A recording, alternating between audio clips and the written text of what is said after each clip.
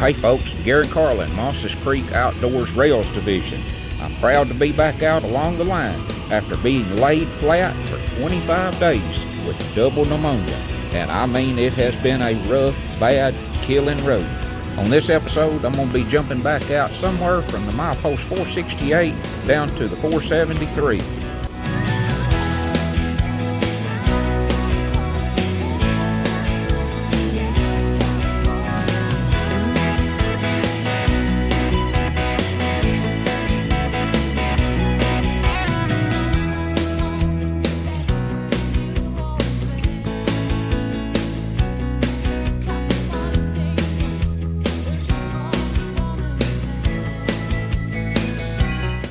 Laid flat and Christmas never came. Mosses Creek Outdoors Rails Division, Norfolk Southern.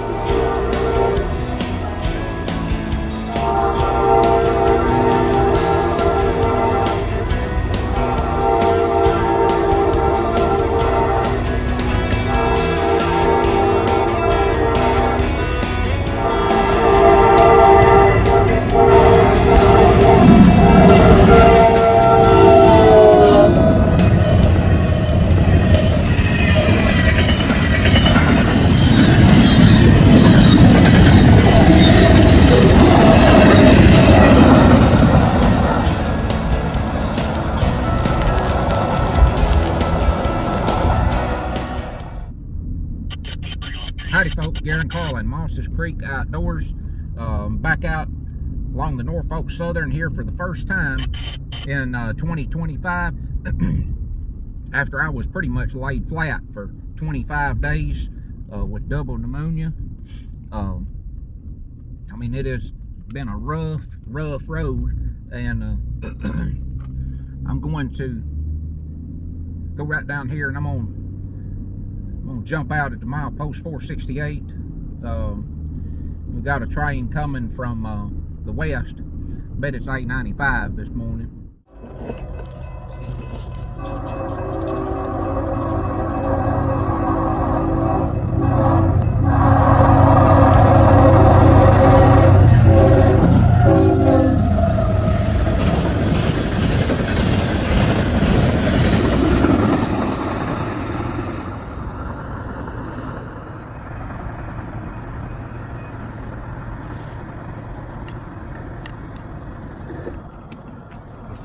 That was A95 going right there. Jump back in the vehicle. I'm gonna run down west here to the milepost 470, and I'm gonna catch somebody else. I don't know. We got a eastbound coming or another westbound, so I'll soon find out what happened exactly on the being flattened with the double pneumonias. December the 19th. 2024 was the 19th was the last normal day that I remember having. It was my daughter's birthday, and late that evening of the 19th,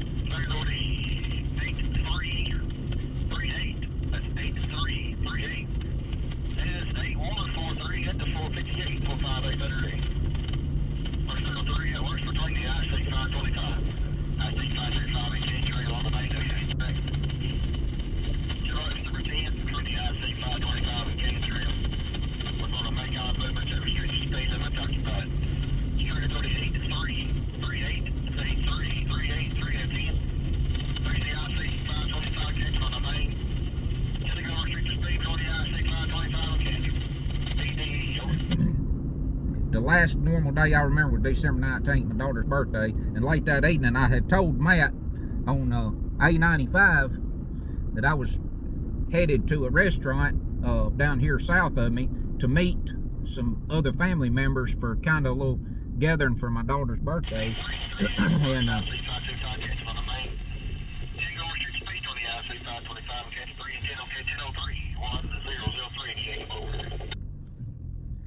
we ain't got no red light yet, but anyway, I started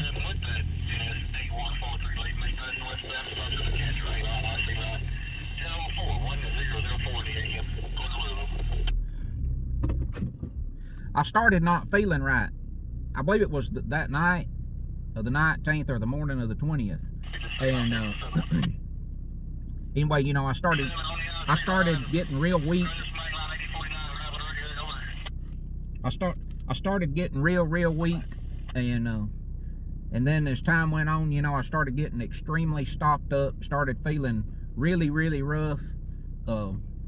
Yeah, and we got to Christmas Eve. I had went, I believe it was that morning, and I climbed up in a deer stand. I was gonna try to kill next to the biggest buck that I'd seen in my area where I was hunting, which I shot the biggest one that I know of back there on Thanksgiving. But I seen another one I was gonna try to get. But anyway, I went out there, I believe it was Christmas Eve morning, and climbed up in deer stand, sitting there, and I don't even think I sat in that deer stand an hour. I started, you know, feeling rough, and I just got thinking, I don't think I can sit here no longer. So I just had to climb down and leave. So that's, you know, that's what I done. And come Christmas, my mother-in-law had fixed some Christmas lunch and told me and my wife and daughter to be there at, I believe, between 11:30 and 12 to eat. And we sat down to eat, and the time a third bite of food hit my mouth, I already started flashing black spots in front of my eyes, you know, getting ready to pass out. I told my wife, run get me a wet rag to put on my head. That'd usually put a stop to it, because I've had little issues like that before when I get bad sick. Anyway, the next thing I remember after that is my wife and my father-in-law, you know, jerking me around, messing with me, and my wife screaming at me, trying to get me to respond, and I wouldn't respond. I asked my wife, I said, how many times you scream at me before I ever responded to you? She said, I screamed at you about 12 or 15 times. You wouldn't ever respond. So, anyway, I laid down for about 2 hours after that, and then we ended up going back home. And I kept getting worse and kept getting worse, and then one morning there about 2:30, I woke up trying to pass out again. Well, I woke my wife up, and I got so bad, I just ended up holding my hands out in front of my wife, and I told my wife, I said, help me and hold me, is all I know to say. That next morning, she told me, she said, I think you was talking out of your head last night, wasn't you, or early this morning? I said, you mean when I asked you to help me and hold me? She said, yeah. I said, no, I wasn't talking out of my head. I said, you know, I meant it, because that's how bad I was hurting. But, you know, I'm still having some issues. Today is January the 14th. This is my first day back along the line since the 19th of December. And I'm still, you know, really short of breath. I'm still weak in my body, still weak in my legs. You know, I can get out and stand up, but I can't stand up for a long period of time. You know, my legs starts hurting, and up through, I just got pain coming up through my lower half. But it'll take me a while to get over that. But I just get out here and enjoy what I can. But I think that's the 7th time that I've had pneumonia in my life. The first 5 times was back when I was still a kid. That's the 2nd time since I've been an adult. My last time, and my first time as an adult, was 2008, and it was rough enough that time. But you know, 2008, I went to hospital, and of course I got medical attention on this round too. A couple of real strong rounds with antibiotics, and I don't know what else, but just a rough round, I can tell you.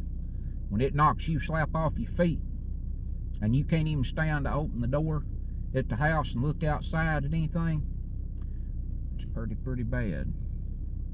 So I'm sitting here to my post 470, so I'm gonna sit here and wait and see what kind of radio traffic and signal indications we get.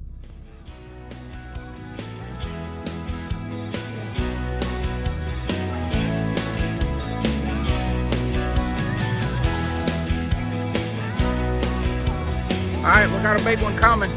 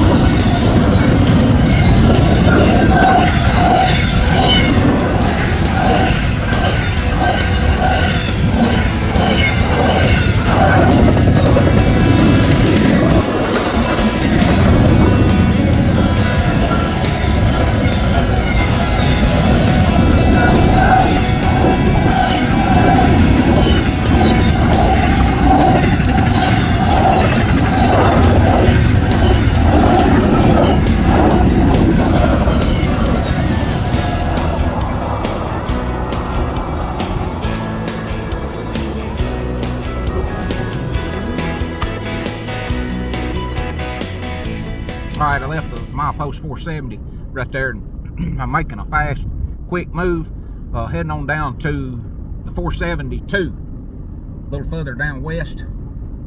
I just heard some radio traffic about something about they got getting ready to send, I believe he said 4 trains this way. Whether I'll catch every one of them or not, I don't know. It may be another one of them mother loads, one after another, 4 or 5 of them in a row. Who knows? Just have to wait and see. But I'm gonna go down here to milepost 472 and get in a spot that I call my hole down here. So you got to make a move quick right in this area where I'm at, or you know, while you're making your move, you'll get another and come by. That's why you got to learn to well, you got to learn to listen to radio, and then you got to learn to watch the signal lights more than anything. Don't never, if you know how to read the signal lights, don't never move. Don't never get in your vehicle and leave, or make a move when you got any kind of positive reading. You know, make sure you got like a green signal both directions, because you know, if you got a red light and you jump in your vehicle to make a move, you're gonna miss that train. It's gonna be 99 chances out of that 100 you're gonna miss him, and that 1% out of that 100 that you're gonna catch him. So I'll go down here and back up in my other hole.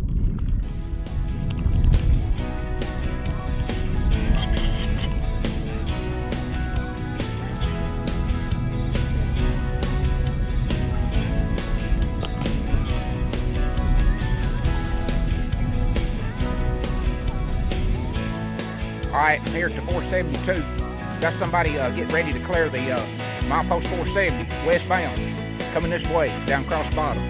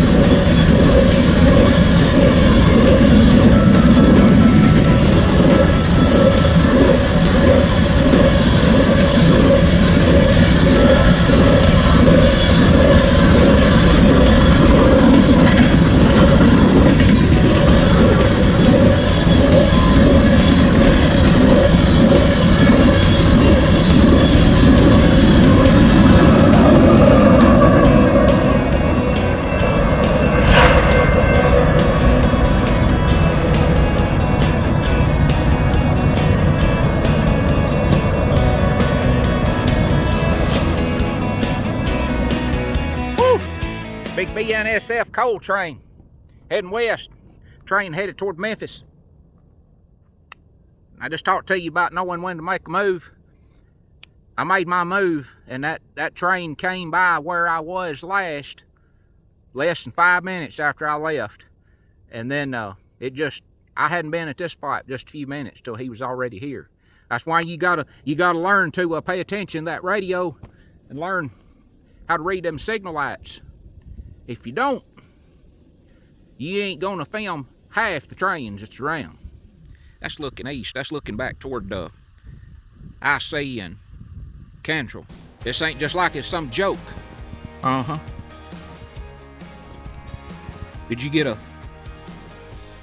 breakfast biscuit this morning? I believe you did, didn't you? He said I got a bacon and biscuit. Dang dog. Milo, let's see, when was that? 2 or 3 days ago? You got a whole entire bacon and biscuit? Daddy's just completely 100% ruined you all around on eating breakfast biscuits, hadn't he? I would imagine so, or say he has. We got another one flaring at about the milepost 468 right now.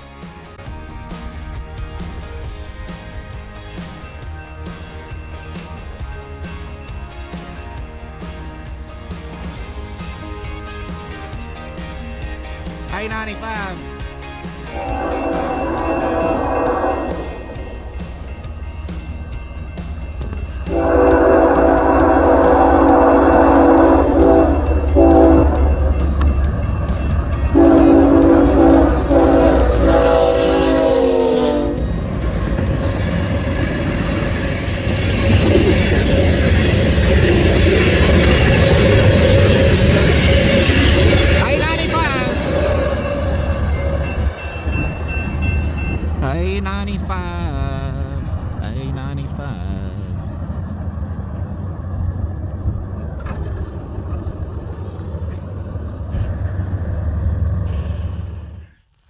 Well, some folks at times may wonder, when it comes to me, what does he do between times while he's waiting on trains? Is he just sitting or what? No. Sometimes I am, but most of the time, no. I'm not just sitting. I'm not just listening.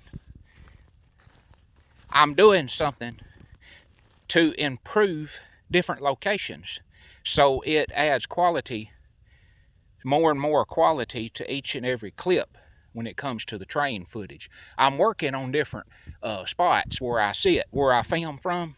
You know, I can film from about anywhere, but I've got about 8 or 10 different spots that I had rather be setting to put it.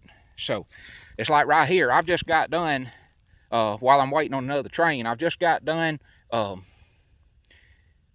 cutting and trimming back and using a saw and just cutting a bunch of stuff out of the way on the side when just right where I'm going to be swinging around with the camera, and throwing limbs back and getting a edge trimmed up right here and some stuff out of the way. As you can see, I have trimmed up this whole corner right here. That's looking west. That's looking back toward Cantrell. But I have there was some limbs right in here hanging down, and you can see where I'm filming from, a tripod sitting there. And when I swing around this way, there was a whole bunch of limbs and stuff hanging down right here. I have sawed and I have cut this across and got all that out of the way, and you can see a lot more of the track down through there when you swing around with the camera. So, but that's what I'm doing, you know, between times. The spots that I like to sit, I'm getting them trimmed up and, you know, cleaned up. I've got a spot up at the 470 where I sit a lot, milepost 470, and I keep a leaf rake in my vehicle. I have actually raked the ground and everything up there where I sit. So, you know, I like kind of a clean place, especially when I look down and I had that copperhead 6 inches from my boot back a couple of months ago. It's the first day of November is when that was. And I just thought, I believe I'll just stomp you. So I stomped the crap out of him. But that's what I do. I just, you know, between times, I get my areas trued up, and they'll be a lot better and a lot more enjoyable for the next time. Well, I come pulling back in, or back by up here to milepost 468, and the big ZA construction crane truck out of Brandon, Mississippi, he come whipping in there beside me, right there at the 468. They fixing to run boom truck out over the track right there at the switch and work on something. I'm not sure what. Waiting on A95. He's this side of Rossville somewhere, so I hadn't heard nobody clear any mileposts just yet, but probably won't be long.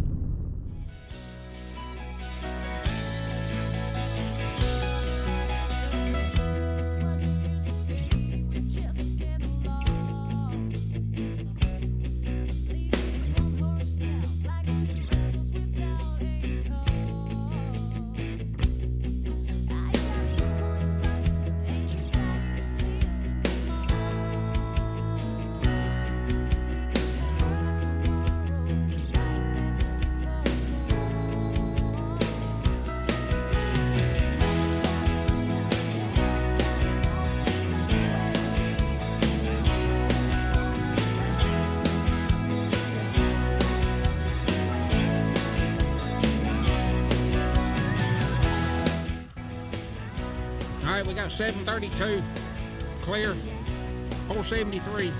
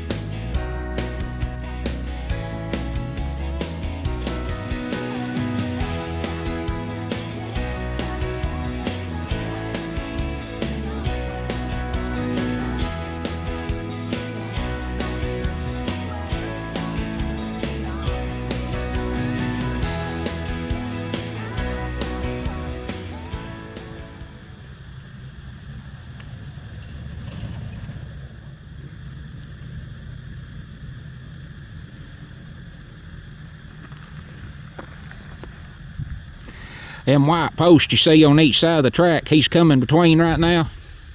That's the old trestle there at the Bowles Branch, where a lot of the old people used to go fishing when I was a young kid, and even back way before I was born. Everybody used to tell old stories about going down to old trestle fishing. 732 BNSF.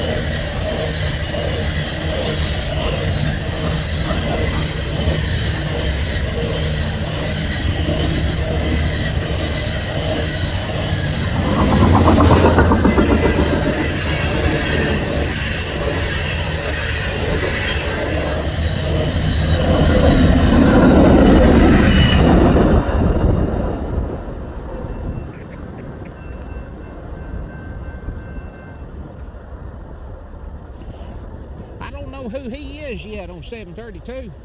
He sounds like the same guy every time on the radio. He sure stuck his hand out there that time when he went by. Anyway, BNSF 732. You'll have to catch another upcoming YouTube episode, separate YouTube episode here, because right between right here and my vehicle over there, There's another camera right in the middle of the track, and 732 just went over the top of it. 895, clearing mile post 473, eastbound.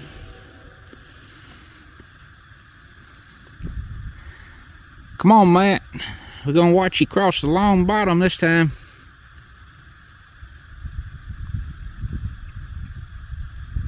There he is.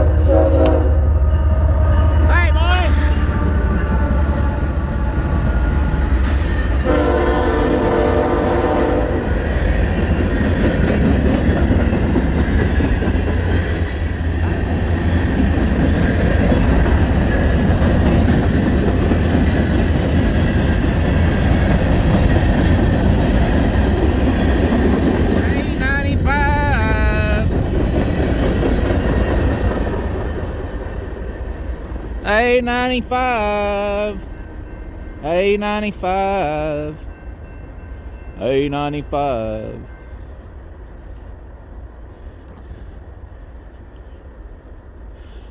Right on over to the IC line Cantrell. Going for the big switch out. Rossville Vulcan run. 925 on catch 3 and 10. Hey, 1102, 1102 in the AM, over. 9360703 and 10, okay, 1102, 1102 AM, BD. When you get to Cantrell, let's stop and talk that. 87 with that 8016 lead, missed past the westbound stops in the Cantrell. 899 C line at 1103, 1103 in the AM, corner road, over. I never stopped in Cantrell, talking to 87, missed past the westbound stops. That's A-line, IC line, 1103, 03 and AM, Darby, we're going to be up there probably about 15 or 20 we hold on to that work when they're there. I'll be fine, just hang on to it. Okay.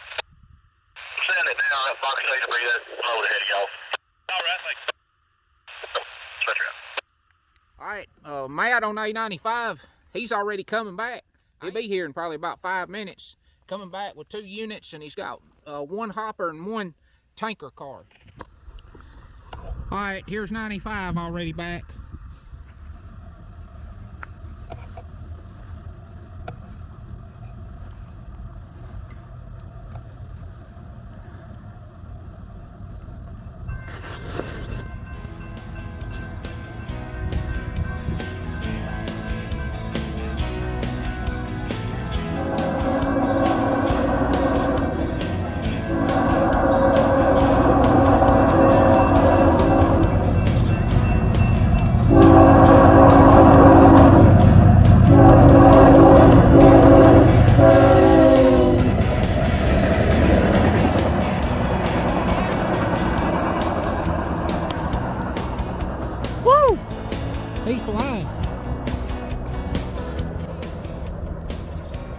Did we even have time to see him?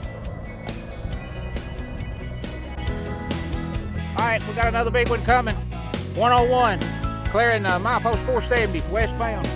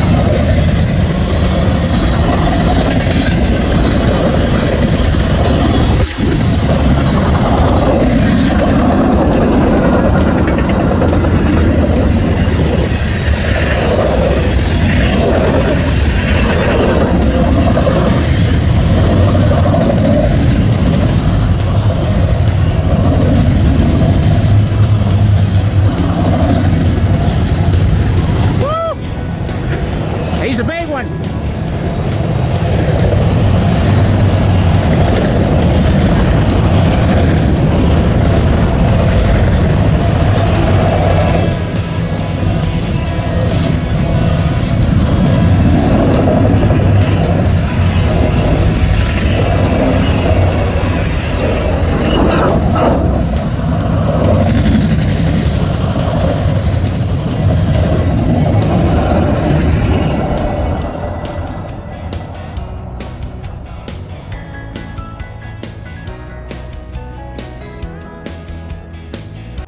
Well, folks, I certainly hope that y'all have enjoyed watching. And until next time, I encourage all the rest of you out there to get outdoors every chance that you possibly get. I'm Garen Carlin, Mosses Creek Outdoors Rails Division, Norfolk Southern, and I'll see you.